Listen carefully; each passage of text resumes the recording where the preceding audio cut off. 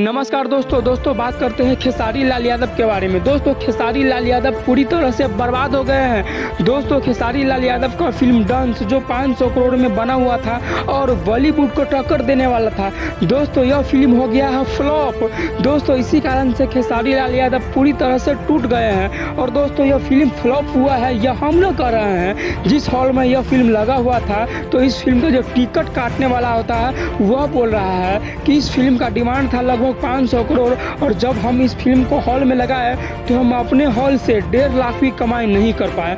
नहीं और कुछ नहीं नज़र आ रहा है। डांस के बारे में बहुत शोर था, जब नहीं लगाए तो उससे पहले हमारे यहाँ पब्लिक दर्शक लोग टूट पड़ते थे कि कब लगा रहे हैं, लेकिन लगने के बाद वैसा रहा नहीं मजे। दोस्तों जिस फिल्म का डिमांड था 500 करोड़ लगाकर 1500 करोड़ रुपया कम से कम कमाना है, उस फिल्म में दोस्तों किसी भी हॉल में 1.5 लाख भी नहीं पार कर पाया।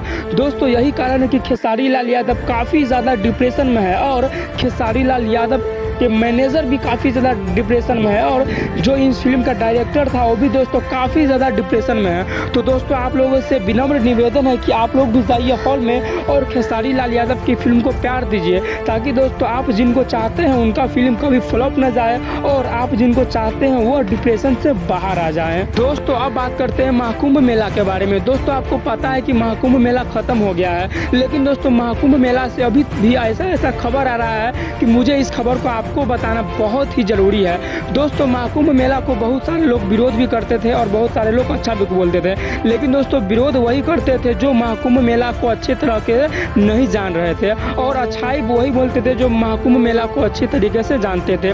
दोस्तों महाकुंभ मेला में पूरा देश विदेश से दोस्तों लोग आ रहे थे।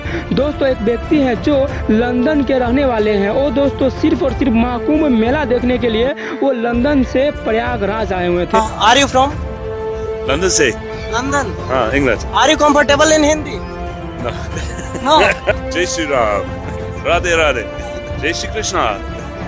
दोस्तों अब बात करते हैं चैंपियन ट्रॉफी के बारे में। दोस्तों आपने कल का मैच देखा होगा, काफ़ी ज़्यादा रोमांचक मैच हुआ। कल दोस्तों मैच था इंडिया और न्यूजीलैंड के साथ। दोस्तों इसमें सबसे रोमांचक बात यह थी कि यह मैच दोनों आदमी हारना चाह रहे थे। इंडिया भी इस मैच को हारना चाह रहा था और न्यूजीलैंड भी हारना चाह रहा था, क्योंकि दोस्तों जो भी टीम कल का मैच जीतता उनको आगे चल के सेमीफाइनल फर्स्ट में ऑस्ट्रेलिया के साथ सामना करना। फाइनली दोस्तों इंडिया ने यह मैच हारते हुए भी जीत लिया।